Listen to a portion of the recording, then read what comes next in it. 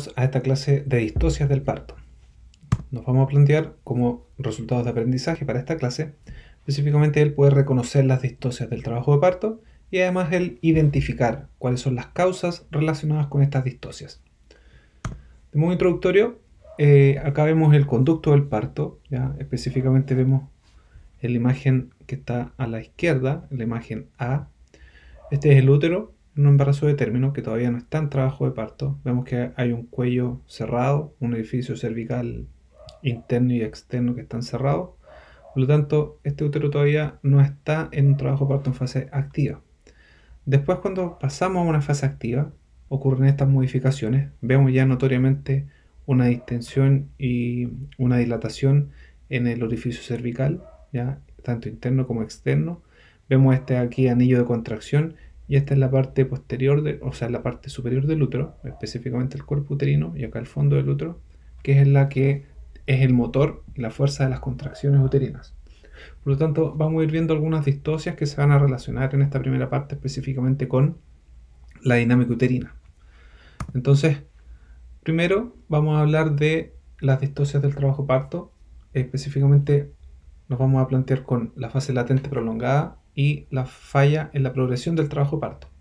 Cuando hablamos de una fase latente prolongada, esta fase latente prolongada principalmente hace referencia a que la distocia está relacionada con un tiempo mayor al esperado en lo que debería durar esta fase, ¿ya? Esta condición se presenta más o menos entre un 0,3 a un 4% del total de las embarazadas y lo más importante es que podamos hacer un buen diagnóstico. Lo primero es descartar un falso trabajo de parto, ¿ya? Que puede ser una de las etiologías más frecuentes en mujeres multíparas. Entonces, si yo determino que efectivamente tengo una multípara y se le realiza un tacto vaginal y tiene una dilatación, pero una dilatación del orificio cervical externo de 2 centímetros, la verdad es que esa dilatación es propia de la multípara, ¿ya? Pero no hay modificaciones cervicales importantes como borramiento o dilatación completa del orificio cervical interno y externo, ¿ya? Entonces ahí hablamos de una fase, del descartar ese trabajo parto falso o el falso trabajo parto. Entonces, retomando, cuando hablamos de una fase latente prolongada, es la fase latente que para las multíparas dura más de 14 horas y para las nulíparas dura más de 20 horas. Entonces, mujeres que no han tenido partos previos y la fase latente dura más de 20 horas, decimos, ok, esto se está escapando de los tiempos que uno esperaría, y eso puede estar debido, por ejemplo, a una dinámica uterina o que el cuello todavía está inmaduro, que no ha iniciado el proceso de la dilatación y el borramiento, y específicamente para que ocurra el borramiento tiene que ocurrir la degradación de las fibras colágenas del cuello uterino. Y cuando las multíparas tienen una fase latente que dura más de 14 horas, decimos, ya, aquí también entonces se está extendiendo más de lo que uno esperaría para fase latente. Recordemos que la fase latente es la primera etapa del trabajo de parto, que tenemos contracciones uterinas, pero que es un poco más distanciada, no son tan regulares ni tan frecuentes, y la dilatación aquí se plantea entre 1 a 3 centímetros, ¿ya? En algunos textos los van a encontrar que los primeros 3 centímetros corresponden a fase latente. En otros textos, específicamente uno de los OMS de los últimos, plantea de que la fase latente se va a considerar hasta los 5 centímetros. Entonces, ¿qué es lo que deberíamos hacer para manejar esta fase latente que está prolongada, ¿ya? Que está durando más del tiempo que uno esperaría? Hay dos alternativas, la no intervención o la intervención. Y cuando hablamos de la intervención hablamos de la administración de un medicamento que es la oxitocina, específicamente oxitocina que es sintética. Recuerden que normalmente en el organismo se produce oxitocina, que es la que tiene el rol fundamental de, específicamente para el parto, generar contracciones uterinas, y a veces pueden haber condiciones que hacen que no haya una liberación óptima de oxitocina y requiere de la administración de oxitocina exógena. Al no intervenir, la verdad es que uno esperaría de que con las próximas horas mejorara esa condición, tuviésemos modificaciones cervicales, hubiera un progreso ya más notorio del borramiento y la dilatación, y aumenta la intensidad, la intensidad y la frecuencia de las contracciones uterinas. Hay otros casos donde no vamos a esperar ese tiempo y esto quizás podría estar en condiciones donde hay patologías obstétricas que ameritan de que ocurra el parto en las próximas horas. Entonces ahí lo que se hace es que se produce la aceleración oxitótica. Lo que uno hace es toma el medicamento, se lo agrega a un matraz de suero, se diluye ese medicamento que es la oxitocina sintética y se administra por vía endovenosa a la madre a través de un suero. Y ese medicamento por vía endovenosa va a empezar a estimular la contractilidad uterina. ¿Ya? Entonces, esos son los dos tipos de manejos que se podrían realizar para la fase latente prolongada, que es la primera parte del trabajo de parto. Después de esa fase latente, acuérdense que pasamos a la fase activa. Y en la fase activa, ya cuando tenemos más de 3 centímetros de dilatación, o la OMS plantea hoy en día recomendación más de 5 centímetros de dilatación, es cuando ya encontramos contracciones uterinas regulares y frecuentes. Vamos a ir a ver otras alteraciones ahora que son específicamente relacionadas con la dinámica uterina. La primera alteración de las contracciones uterinas es la hipodinamia. Y para hacer un diagnóstico de hipodinamia se hace cuando la mujer ya está en fase activa, ¿ya? Lo que uno esperaría de forma más o menos estandarizado es que las contracciones uterinas en una mujer que está en trabajo de parto fase activa son más o menos entre 3 a 5 contracciones en 10 minutos. O sea, lo que nos marca acá el registro, esta imagen que tenemos en la pantalla, nos está mostrando un registro cardiotocográfico. ¿Ya? Tengo el registro de los latidos cardiofetales en la parte superior y tengo el registro de las contracciones uterinas en la parte inferior. Este registro, acá estamos ejemplificando, que tiene una duración total de 20 minutos. La línea del medio aquí nos separa los primeros 10 minutos y los otros 10 minutos restantes. Entonces, si nosotros tomamos la primera parte del registro, que estoy marcando acá con el cursor, acá yo tengo 10 minutos de tiempo transcurridos. En estos 10 minutos solamente estoy observando que hay 2 contracciones. Por lo tanto, si nos acordamos de que la contractilidad uterina en un trabajo parto en fase activa es entre 3 a 5 contracciones en 10 minutos, y aquí encuentro 2, digo, ok, esto está bajo lo esperado. Por lo tanto, si es que esto se vuelve a repetir a la hora siguiente y vuelvo a encontrar 2 contracciones en 10 minutos, yo puedo establecer el diagnóstico de hipodinamia. Y está marcado acá en negrita. Entonces, yo puedo establecer diagnóstico de hipodinamia en 2 condiciones. La primera que estamos viendo aquí, que es cuando hay dinámica uterina menor a 3 contracciones en 10 minutos en 2 controles sucesivos. Los controles se hacen cada 1 hora. ¿Ya? Entonces, si a las 9 de la mañana encontré 2 contracciones, a las 10 de la mañana encontré 2 contracciones en esos periodos de 10 minutos, y además de eso determino que no hay modificaciones en el descenso o la dilatación, hago el diagnóstico de hipodinamia. Volvemos al ejemplo. 9 de la mañana, tiene 2 contracciones en 10 minutos y está con 5 centímetros de dilatación en el primer plano de Hodge. A la hora siguiente siguen estando las mismas 2 contracciones, sigue estando la misma dilatación, no hay modificación en la dilatación y tampoco hay modificación en el descenso de la cabeza a través de la pelvis. Entonces digo, ok, aquí tenemos una hipodinamia. Otra forma de hacer el diagnóstico de la hipodinamia sería en base a la intensidad de las contracciones. Tenemos otro registro distinto al anterior. Voy a volver al anterior, aquí teníamos solo 2 contracciones.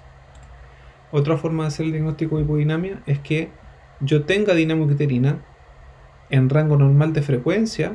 Aquí tengo 4 contracciones en 10 minutos. Eso significa que está bien, está dentro de lo esperable. Pero fíjense que las contracciones y estos dibujitos que parecen como unas montañitas son bien pequeñas. Por lo tanto, si bien tengo contracciones de 4 en 10 minutos, son de baja intensidad. Y si se mantienen de baja intensidad en 2 controles sucesivos y no generan modificaciones en la dilatación ni en el descenso de la cabeza, también con esos parámetros yo puedo hacer el diagnóstico de una hipodinamia.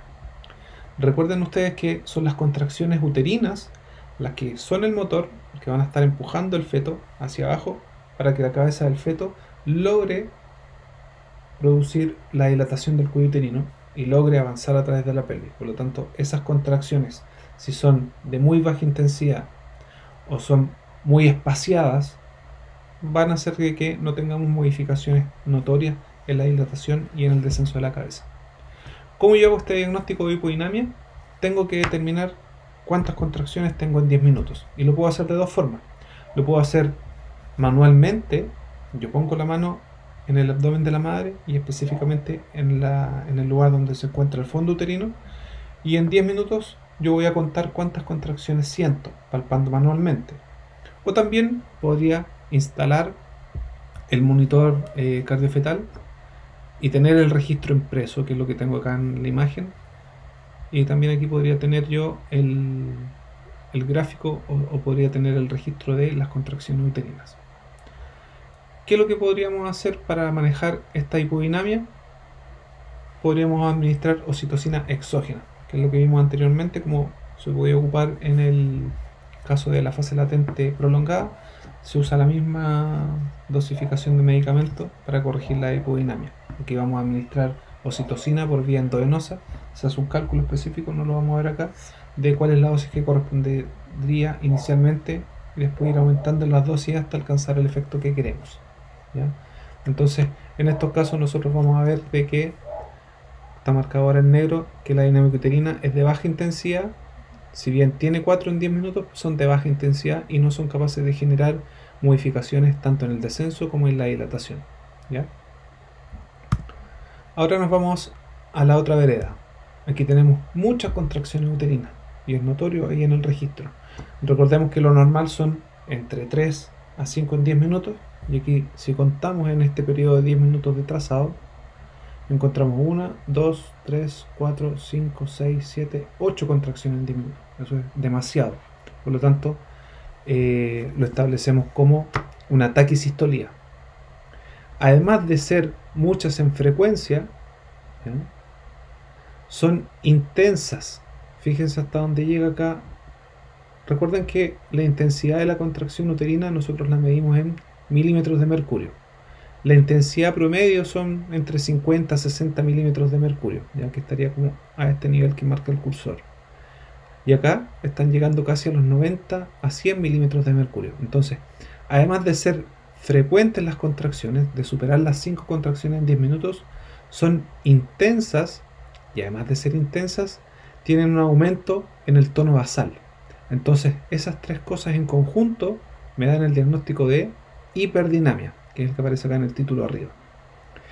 Si yo dejo evolucionar esto, con el pasar de los minutos, los latidos cardiofetales ya no van a estar dentro del parámetro normal como se muestra acá en la imagen, sino que voy a empezar a ver un deterioro en los latidos cardiofetales y voy a notar una desaceleración que va a ser notoria, marcada y mantenida. Ya va a ser una desaceleración prolongada. ¿Por qué? Porque al haber tantas contracciones de manera tan frecuente, no logran de que el feto pueda recuperarse de ese periodo de hipoxia que produce la contracción y por lo tanto no es capaz de volver a recuperar sus latidos, ¿ya? Tiene muy poco reserva de oxígeno y la hiperestimulación uterina no permite que el feto se pueda oxigenar de buena manera. Entonces, ¿qué podría pasar? ¿Cuáles podrían ser las causas por las cuales tenemos una hiperdinamia? Podría ser una hiperdinamia porque comenzó el trabajo de parto y se le haya administrado una dosis más elevada de la que necesitaba de oxitocina, ¿no? Esa puede ser una causa, que se le dio una dosis exagerada de oxitocina. Otra podría ser que hay una obstrucción en el canal del parto, que la relación entre la cabeza del feto y la pelvis no es adecuada. Esta cabeza es muy grande y no logra pasar a través del canal del parto, por lo tanto el útero sigue tratando de generar más contracciones para lograr hacerlo pasar. Por lo tanto, lo que vamos a encontrar aquí en esta hiperdinamia es que hay un aumento exagerado de las contracciones, hay dolor asociado, vamos a sentir el útero con una consistencia leñosa, ¿ya? Leñosa haciendo referencia a que está como duro como palo. Por lo tanto, al tener esa consistencia leñosa, significa que el útero tiene una contracción, se empieza a relajar, no se relaja por completo y se vuelve a contraer, y se vuelve a contraer, y se vuelve a contraer, ¿ya? No llega a un relajo total. Entonces, cuando hablamos de hiperdinamia, y lo vamos a ver a continuación, hablamos de tres características principales. La hiperdinamia tiene hipersistolía, taquisistolía e hipertonía. Entonces, cuando hablamos de hipersistolía, hablamos de que las contracciones uterinas son muy intensas, que superan los 60 milímetros de mercurio, llegando hasta 90 más o menos milímetros de mercurio. ¿Ya? Hablamos de taquisistolía cuando la frecuencia de las contracciones supera a las 5 en 10 minutos, por ejemplo, como en el caso anterior que tenía cerca de 7 u 8 contracciones. Si tiene 5 es normal, ¿ya? Entre 3 a 5 es normal. Ahora si tiene 6 contracciones, 7 contracciones, ya hablamos de una taquisistolía. Y por último, la hipertonía, que hace referencia a que el tono basal es superior a los 12 milímetros de mercurio, que es el que les decía yo que el útero no es capaz de volver a relajarse por completo y se mantiene con esta consistencia leñosa. Y eso principalmente está generado porque se asocia a esta taquisistolía. Como son contracciones tan frecuentes y tan seguidas, no permiten que el útero se relaje. Estas tres cosas en su conjunto hacen a la hiperdinamia, ¿ya? Estas tres son los elementos que componen la hiperdinamia. Cuando hablamos de hipersistolía, solo hablamos de un aumento en la intensidad. Cuando hablamos de taquisistolía, hablamos solo de un aumento en la frecuencia. Y cuando hablamos de hipertonía, hablamos de un aumento del tono basal del útero.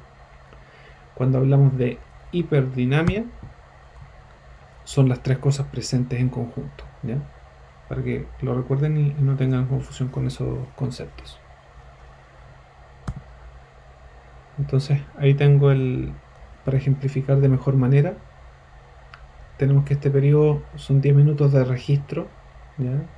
Y en este periodo de 10 minutos encontramos 1, 2, 3, 4, 5, 6, casi 7 contracciones en 10 minutos. Por lo tanto tenemos taquisistolía. Vemos que los milímetros de mercurio están aquí casi en los 90, entonces tenemos hipersistolía. Y vemos que el tono uterino está aumentado por 12 sobre los 12 milímetros de mercurio. Y ahí tenemos la hipertonía.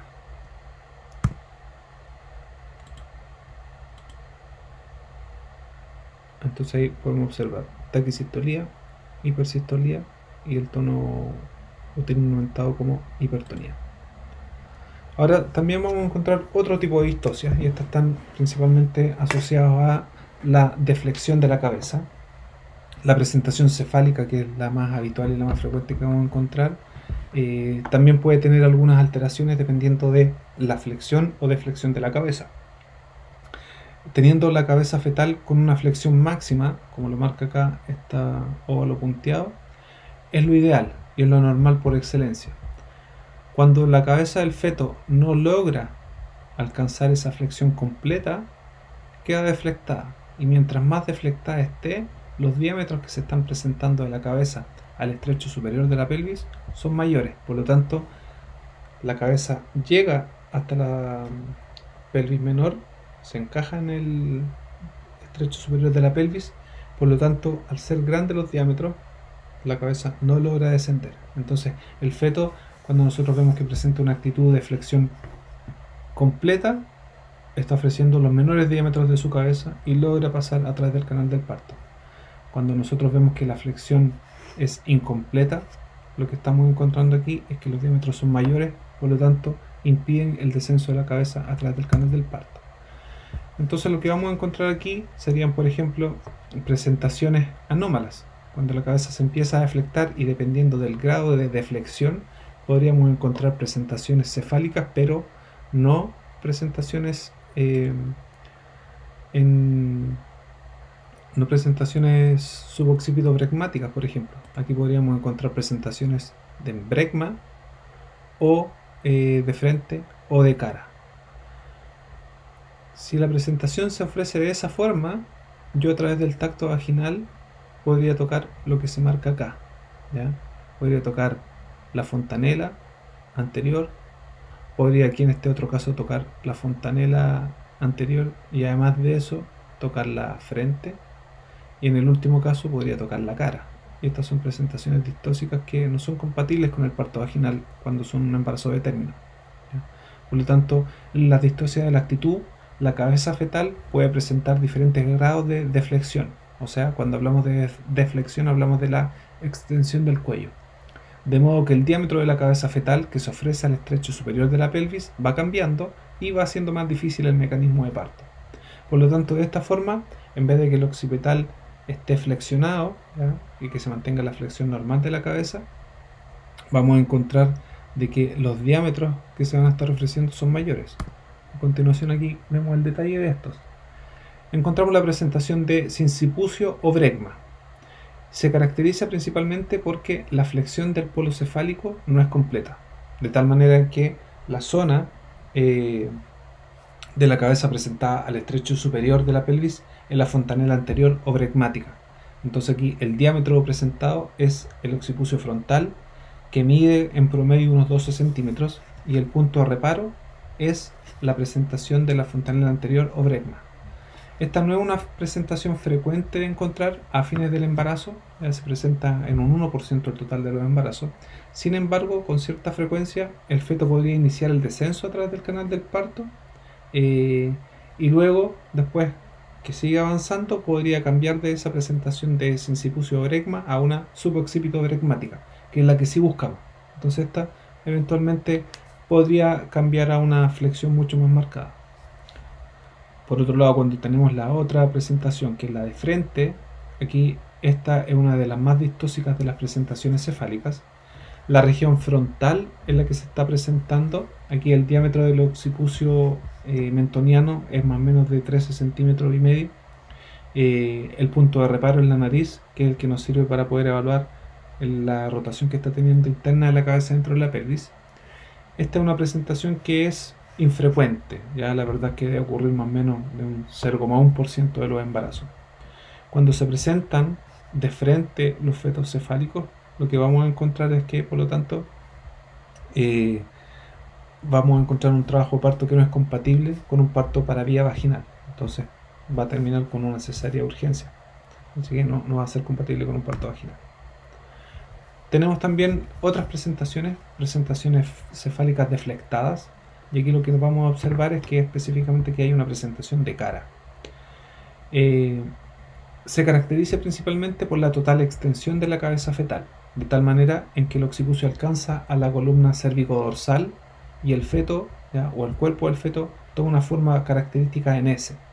Lo que está pasando aquí es que el diámetro que está presentando el polo cefálico al canal del parto es el submentoniano bregmático, que son 9,5 centímetros, es un diámetro pequeño.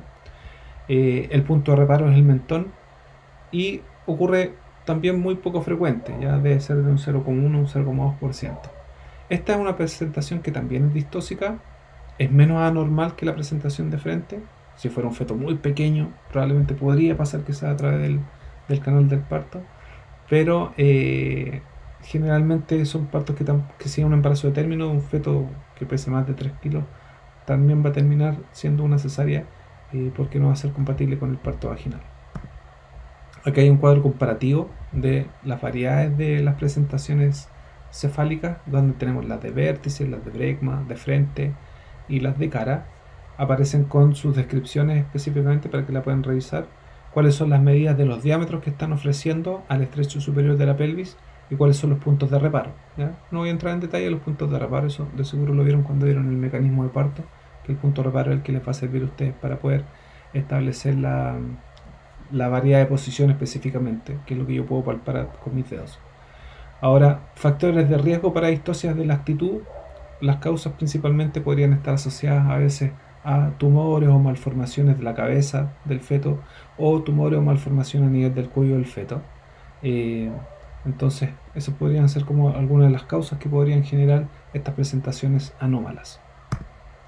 También encontramos distocias por anomalías en la posición, ¿ya? Recordemos nosotros de que el mecanismo de parto normal incluye el encajamiento de la cabeza del feto en una variedad de posición que es la más frecuente, que es el occipito ilíaca izquierda anterior, pero también podría pasar de que ocurren otro tipo de variedades de posición, que podría ser la occipito ilíaca derecha posterior o occipito ilíaca izquierda posterior. Entonces, al ser variedades de posición posteriores, ¿ya? La fontanela posterior está más cercana a la unión sacroiliaca, la rotación interna de la cabeza que debe realizar es mayor, es de 135 grados, versus la occipito ilíaca izquierda anterior, que que tiene que rotar solamente 45 grados, ¿ya? Que la tendríamos aquí si es que fuera una occipital izquierda anterior. Entonces, cuando encontramos esta disposición en variedades posteriores, tanto izquierda posterior como derecha posterior, lo que vamos a encontrar es que se hace más lento la rotación interna de la cabeza, por lo tanto, esa rotación espontánea a veces podría quedar detenida y en ocasiones no se produce la rotación completa, ya no ocurre esta rotación interna de la cabeza completa, por lo tanto detiene el trabajo de parto. A veces incluso puede pasar de que la rotación es del occipucio hacia el sacro y también ahí detiene el trabajo de parto. Entonces ahí serían distocias por anomalías de la posición.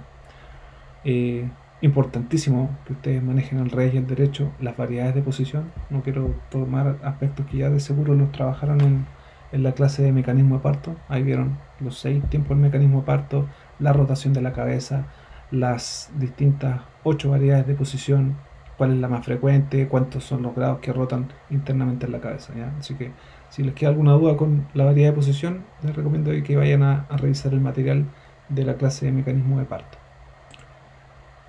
¿Cómo yo puedo establecer los diagnósticos de variedades de posición posteriores, que pueden ser derecha posterior o izquierda posterior? Se hace a través del tacto vaginal, ¿ya? En trabajo parto fase activa, yo hago un tacto vaginal, logro tocar la cabeza del feto y quiero buscar puntos de referencia y puntos de reparo. Por lo tanto, lo que estoy buscando acá son las fontanelas, busco las características de la pelvis y imagino cuál es la posición y la variedad de posición que se encuentra en la cabeza. Si encuentro entonces que el occipucio está orientado más hacia el sacro de la madre, estoy ahí encontrando variedades de posición posteriores, ¿ya? Que son las que requieren esta rotación de 135 grados. Por lo tanto, hay factores que podríamos encontrar asociados a este tipo de anomalías, como tienen que ver, por ejemplo, pelvis de tipo androide o pelvis antropoide, entre otras. Yo sí podría hacer algunos manejos o maniobras para poder abordar a estos tipos de distocias, ¿ya? Específicamente podría hacer manejos con los cambios de posición del usuario. Durante el periodo de dilatación, la conducta que yo debo tomar es más bien una conducta expectante. Es aconsejable aquí colocar a la gestante en decúbito sobre el lado del occipucio, ¿ya? Y de esta manera lograr de que el sacro quede libre, por ejemplo en una posición genupectoral, como la que aparece acá, que estoy marcando con el cursor en la tercera imagen. De esa manera, al quedar libre el sacro, permite que el sacro se retropulse y la rotación de la cabeza tiene más espacio en la pelvis interna para poder ocurrir la rotación. Ahora, si la dilatación se va prolongando, ¿ya? O se detiene el progreso de la dilatación, a pesar de tener dinámica uterina adecuada, ahí podríamos sospechar de una desproporción cefalopélvica. O sea que la cabeza del feto es muy grande para la pelvis materna, ¿ya? Por lo tanto, ahí se necesita recurrir a una cesárea. Cuando tenemos una pelvis de medidas normales y adecuadas, la cabeza o la rotación de la cabeza a occipito anterior, que es lo que estamos buscando, puede producirse de forma espontánea, ya con estos cambios de posición, y podríamos tener después un parto vaginal. Fue un transcurso lento ese trabajo parto, pero puede terminar en parto vaginal. Ahora, si la posición posterior, estas occipitos posteriores, se mantienen y persisten, como les decía, ahí tenemos que ir descartando la desproporción cefalopélvica, porque si yo quiero seguir con esto, podríamos tener después un aumento en la morbimortalidad fetal. Entonces es muy importante tener eso en consideración. Ahora, si también tenemos una cabeza grande y logra pasar a través del canal del parto de la pelvis, ¿ya? De este canal óseo, también podría de repente al momento del expulsivo requerir de asistencia instrumental o podría esta cabeza también generar un desgarro a nivel vulvoperineal. Ahí tenemos la falla en la progresión del trabajo parto en la fase activa. Principalmente cuando hablamos de la fase activa, podemos ver de que la fase activa se puede ver alterada, ¿ya? Y la podemos dividir en 4 categorías. Podemos tener la fase activa prolongada, que luego de haber iniciado la fase activa, ¿ya? Encontramos que la dilatación es persistentemente lenta, es muy lento el periodo de dilatación y hay que tratar de identificar cuáles pueden ser las causas de esta. Podríamos encontrar un cese de la dilatación, Estábamos en trabajo de parto fase activa, estábamos con 6 centímetros de dilatación y empiezan a avanzar las horas, pero la dilatación no progresa. Específicamente, no progresa por un periodo de más de 2 horas. Podría haber una combinación de ambas, que además de que sea persistentemente lenta, o después de haber tenido una fase activa prolongada, se establece posteriormente un cese de la dilatación. Empezó lenta la dilatación y después llegó un momento en que se detuvo, que es como una combinación de las primeras dos. Y la cuarta podría ser una falla del descenso. Nosotros vemos que en la fase máxima del descenso, este es menor de 1 centímetro por hora en la nulípara y es menos de 2 centímetros por hora en la multípara.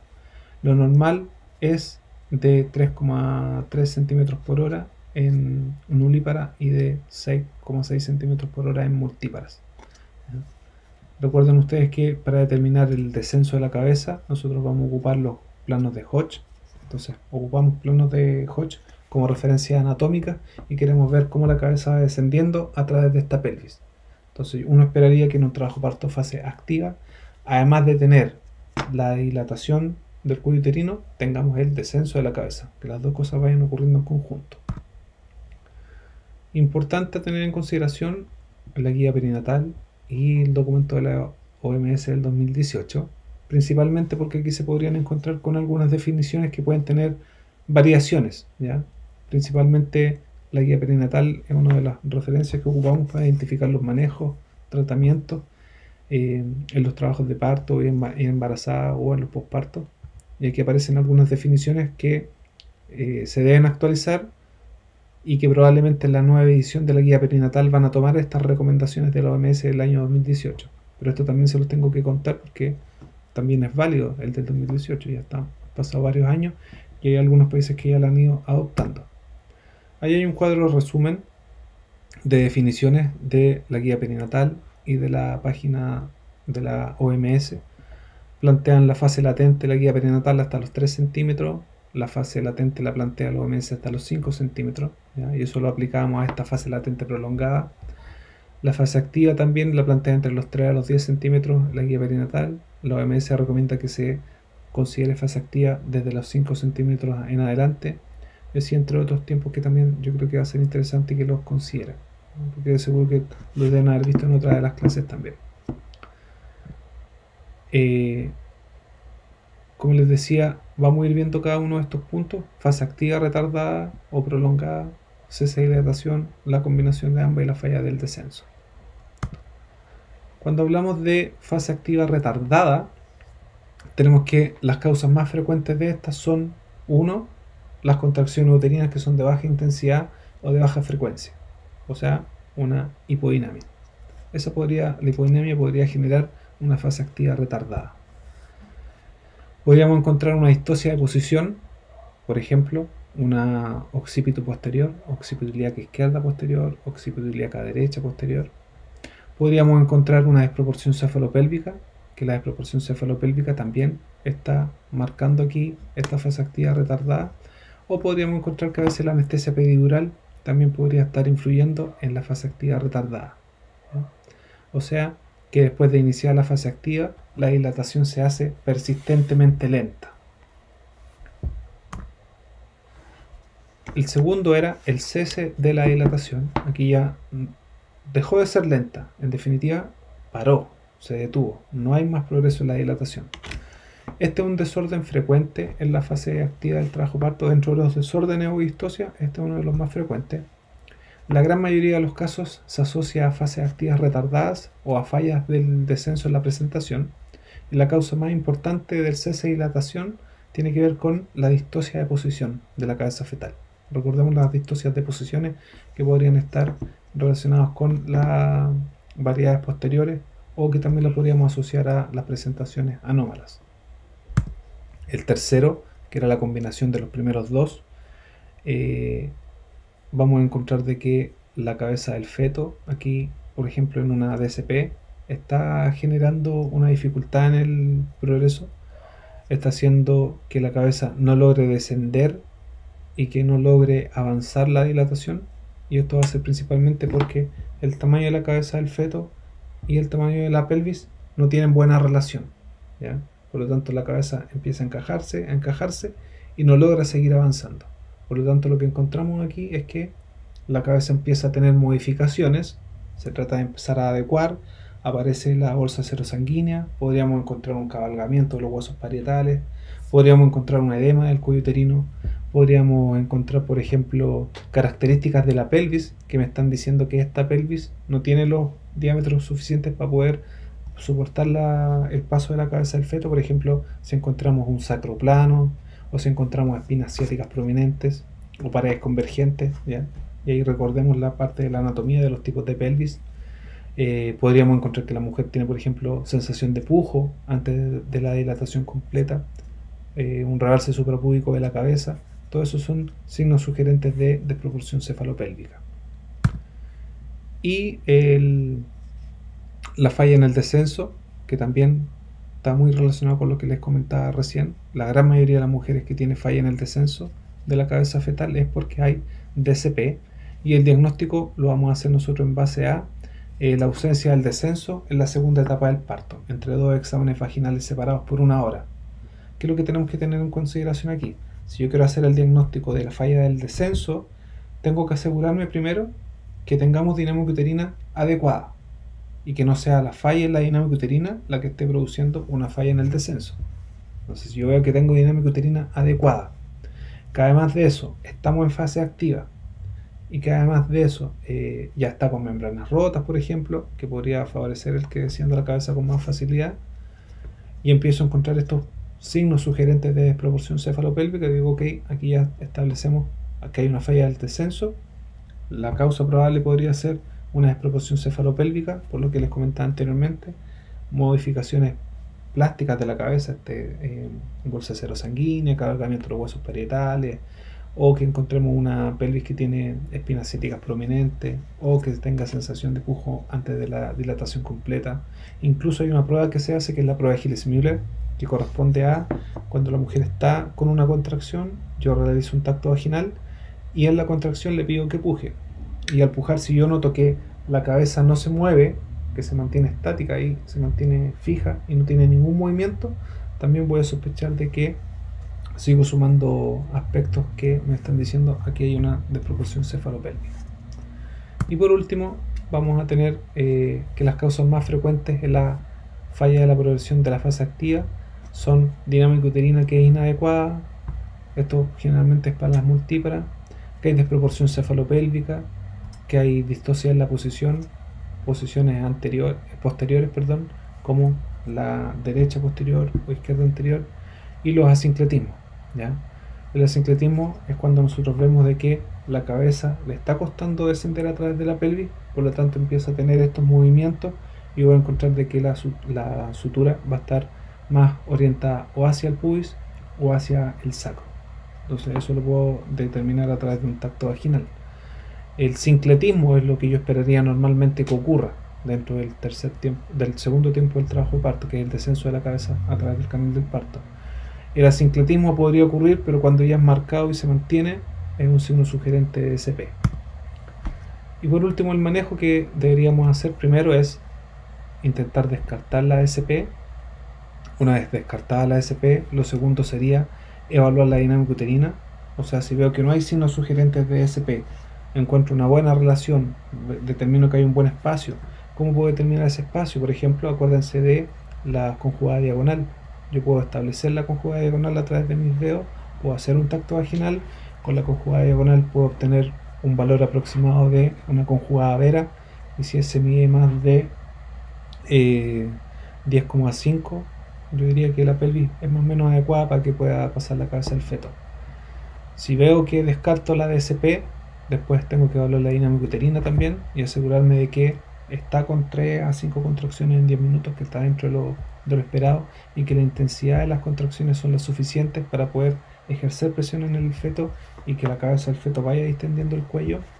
Y si es inadecuada, podría hacer algunas cosas como para mejorar la dinámica. Podría ser una amniotomía o una ruptura artificial de membrana, o podría hacer esta aceleración oxitóxica, que es la administración de oxitocina por vía endovenosa.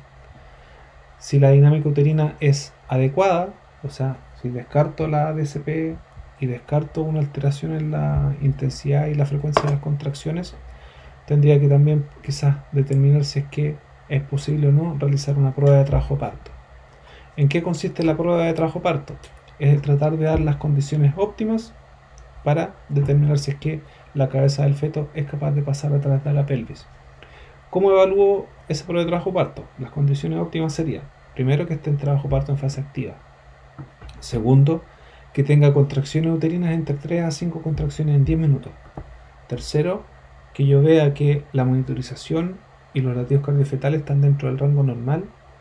Cuarto, que tengamos membranas rotas, ¿ya? Que se haga una rotura artificial de membrana. Y la otra es que tengamos anestesia peridural, porque se van a hacer las contracciones más intensas, entonces va a ser bueno que esté con anestesia peridural. Si con esas condiciones óptimas yo determino que después de 4 horas de esas condiciones, con al menos 2 horas de buena dinámica uterina, si después de 4 horas no hay modificaciones en la dilatación, yo digo, esta es una prueba de trabajo parto fallida. Eso significa que la cabeza con esas condiciones no logró seguir dilatando al cuello uterino. También evalúo el descenso de la cabeza. Si después de transcurridas 2 horas, desde que iniciamos esta prueba de trabajo parto, si después de transcurridas 2 horas yo veo que no hay descenso de la cabeza, probablemente hay una desproporción cefalopélvica y podría decir que es una prueba de trabajo parto fallida. Les voy a dejar material disponible en la plataforma, específicamente un capítulo de la guía perinatal donde habla de la desproporción cefalopélvica. Aparecen ahí los distintos métodos de diagnóstico, cuáles son los signos sugerentes y en qué consiste con más detalle la prueba de trabajo de parto. Igualmente, cualquier duda que tengan o consulta con los temas de estudio que tratamos en estas 2 clases, me pueden mandar un correo electrónico a jobrito@udec.cl. Que les vaya muy bien, hasta luego.